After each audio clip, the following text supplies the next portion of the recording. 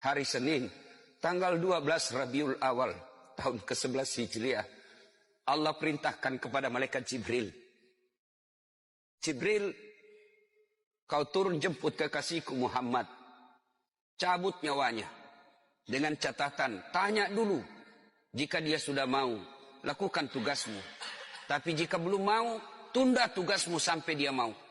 Panggil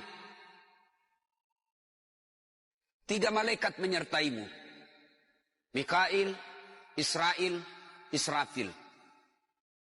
Turunlah malaikat. Di langit ke-7 mereka masih berempat. Langit ke-6 mereka masih berempat. Sampai di langit pertama malaikat Jibril berkata, wahai malaikat pencabut nyawa, kau sajalah yang turun ke dunia. Saya tidak tega menemanimu dan melihat engkau mencabut rohnya Muhammad sallallahu alaihi wasallam. Lalu malaikat pencabut nyawa berkata, Jibril, kenapa kau tidak turun menyertai kami? Bukankah selama ini engkau yang menyertai Rasulullah? Bukankah selama ini engkau yang menemui Rasulullah? Kami tidak pernah menemui Rasulullah. Turunlah bersama kami. Jibril berkata, maafkan saya tidak betul-betul tidak mampu melihat engkau mencabut rohnya Rasulullah. Turunlah 4 malaikat ini. Lalu malaikat mengetuk pintu Rasulullah, ketuk rumah Rasulullah. Assalamualaikum warahmatullahi wabarakatuh ya Rasulullah. Nabi dalam rumah menjawabnya, waalaikumsalam warahmatullahi wabarakatuh. Fatimah membuka pintu, ternyata tidak ada orang di depan pintu. Rasulullah lalu bersabda, sudah ada di damping saya. Malaikat pencabut nyawa berkata, ya Muhammad, hari ini aku diperintah Allah untuk mencabut ruhmu. Menurutmu bagaimana? Rasulullah menjawabnya, wahai malaikat, 24 nabi dan rasul senior saya, 24 nabi dan rasul pendahulu saya, setelah mereka melaksanakan tugas, mereka pun menghadap kepada Allah. Hari ini saya siap menghadap, tapi saya lihat ini ada keanehan. Apa ya Rasulullah? Mana malaikat Jibril? Kok tidak ada di antara kalian? Mana sahabat saya? Mana Jibril? Malaikat pencabut nyawa berkata, Jibril menunggu di atas langit. Dia tidak datang untuk menyertai kami. Lalu Nabi perintahkan, kau panggil dulu. Ada perkara yang penting yang ingin saya tanyakan kepada Jibril. Setelah itu saya siap menghadap kepada Allah. Naiklah malaikat pencabut nyawa dan berkata kepada Jibril, ya Jibril, engkau dicari sahabatmu, turunlah engkau menyertai kami. Turun malaikat Jibril. Lalu ketemu dengan Nabi.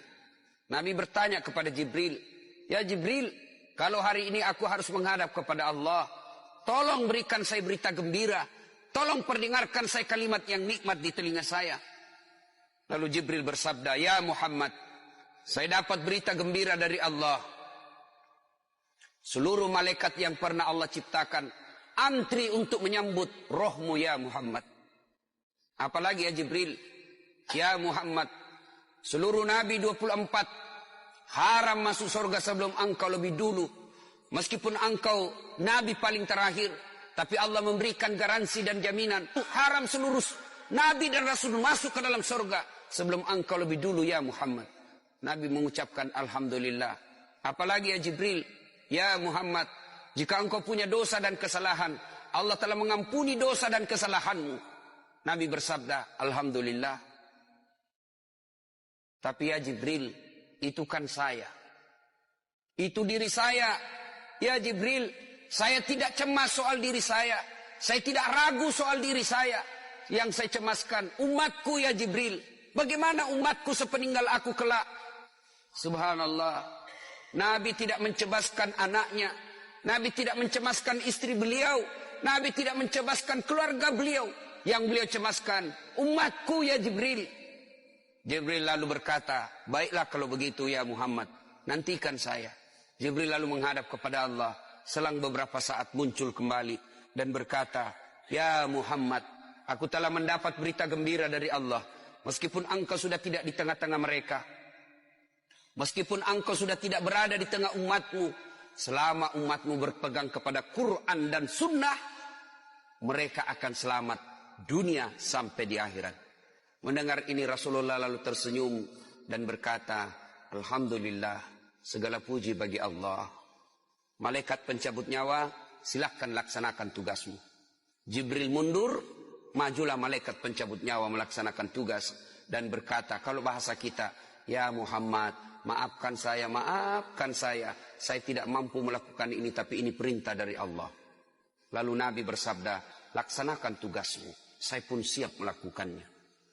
Mundur malaikat Jibril, majulah malaikat pencabut nyawa, melaksanakan tugasnya.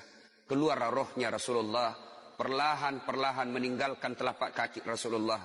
Telapak kaki Rasulullah menggigil, naik ke atas betis Rasulullah, naik ke paha Rasulullah, sampai ke perut, bercucuran keringat Rasulullah, keluar keringat Rasulullah di wajah Rasulullah.